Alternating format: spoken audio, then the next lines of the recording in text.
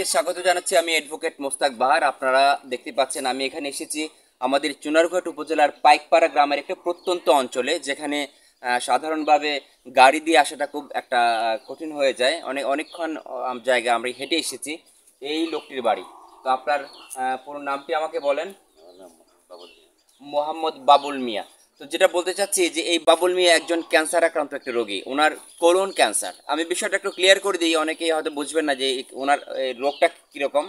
যে আমাদের যে মলধার আছে, যেদিক দিয়ে আমরা সাধারণভাবে পায়খানা করি, বলি যে মলধারে একটা টিউমার হয়ে যায়, পরবর্তীতে এটা থেকে ওনার কি হয়ে গেছে, ক্যান্সার হয়ে গেছে।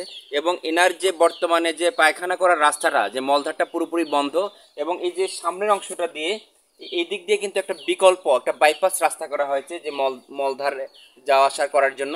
তো তার মানে বুঝতে পারছেন উনি কি পরিমাণ কষ্টে আছেন। উনি ঢাকাতে একটি প্রাইভেট ফার্মে জব করতেন। 2021 সাল থেকে উনি ক্যান্সারে আক্রান্ত, এবং উনি ওই চাকরি বাকরি করে বেশ কিছু টাকাও জমিয়েছিলেন, 5-7 লাখ টাকা জমিয়েছিলেন।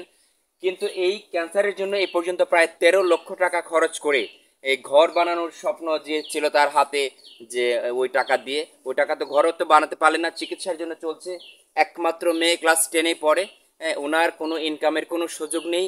এখন যা ছিল সব কিছু বিক্রি করে, সব কিছু শেষ করে উনি অসহায় হয়ে গেছেন। এখন শুধুমাত্র মানুষের দিকে চেয়ে আছেন, যদি কোনো মানুষ সহযোগিতা করে তাহলে ওনার এই ক্যান্সারটি একটু চিকিৎসা করতে পারবে। দীর্ঘদিন ধরে উনি কষ্ট করছে, এলাকার অনেকে সহযোগিতা করেছেন, এটা সত্য, ওনার আত্মীয় স্বজনরা করেছেন, কিন্তু কত আর করবে। তো আমি আশা করছি যে আমার যারা ফেসবুকে ফ্যান ফলোয়ার আছেন এবং আমাদের চুনারুঘাটের অনেক মানুষ আছেন যারা ক্যান্সার রোগীদেরকে বা বিভিন্ন জটিল রোগীদেরকে সহযোগিতা করে থাকেন, আমি সবাইকে আহ্বান জানাচ্ছি যে এই বাবুল মিয়াকে সহযোগিতা করবেন। আমার এই ভিডিওর নিচে আমার মোবাইল নাম্বারটি দেওয়া থাকবে, বিকাশ নাম্বার, এবং তার একটা নগদ নাম্বার থাকবে। এই দুটো নাম্বারে আপনারা যোগাযোগ করবেন, যাতে করে আমরা এই বাবুল মিয়ার কাছে আমরা এই সহযোগিতাটা পৌঁছে দিতে পারি। আসলে এখন ঘরটা তো দেখতেই পাচ্ছেন, এই ঘর আসলে ঠিক করার আমার প্রয়োজন এত কিছু মনে করছি না, ঘরে থাকতে পারছে, কিন্তু তার চিকিৎসাটা চলছে। প্রতি মাসে তার প্রায় 8,500 টাকা লাগছে।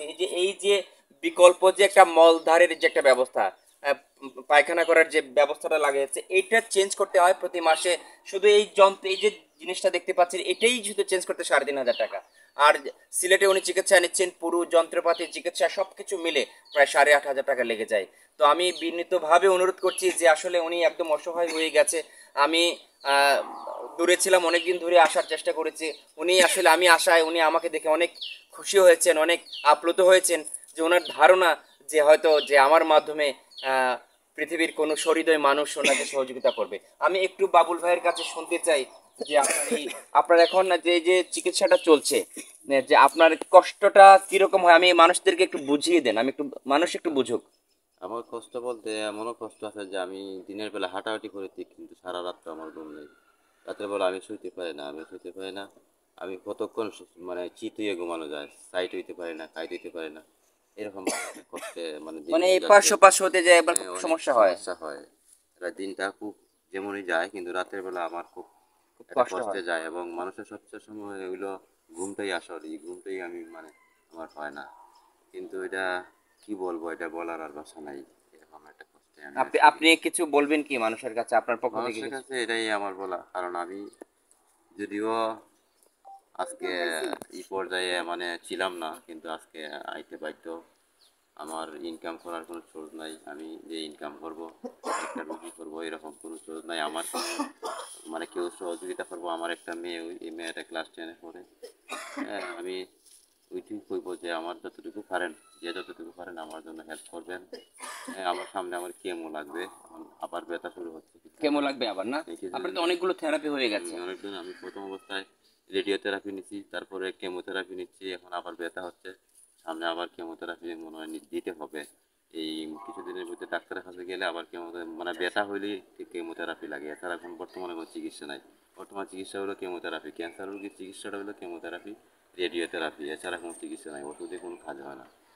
যাই হোক, এই আমরা অবস্থা চেষ্টা করব যে আমরা, আমার এখন। বিশ্বাস যে আমার ডাকে সাড়া দেবেন। নিশ্চয়ই কিছু মানুষ ডাক সাড়া দিবেন, যে চুনারুঘাটের এই পাইকপাড়া গ্রামের বাবুল মিয়াকে আপনারা সহযোগিতা করবেন।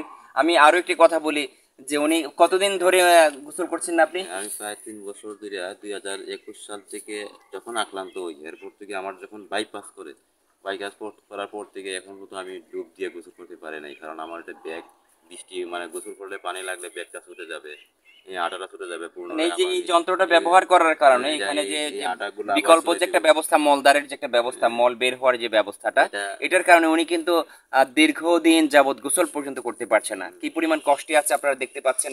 আসলে অনেক এটা আবেগের কথা। আমার বিশ্বাস যে আপনারা সকলেই এই বাবুল মিয়ার পাশে দাঁড়াবেন এবং আমরা এই বাবুল মিয়াকে সহযোগিতাটা পৌঁছে দেব। সেই পর্যন্ত সবাই ভালো থাকবেন। ধন্যবাদ।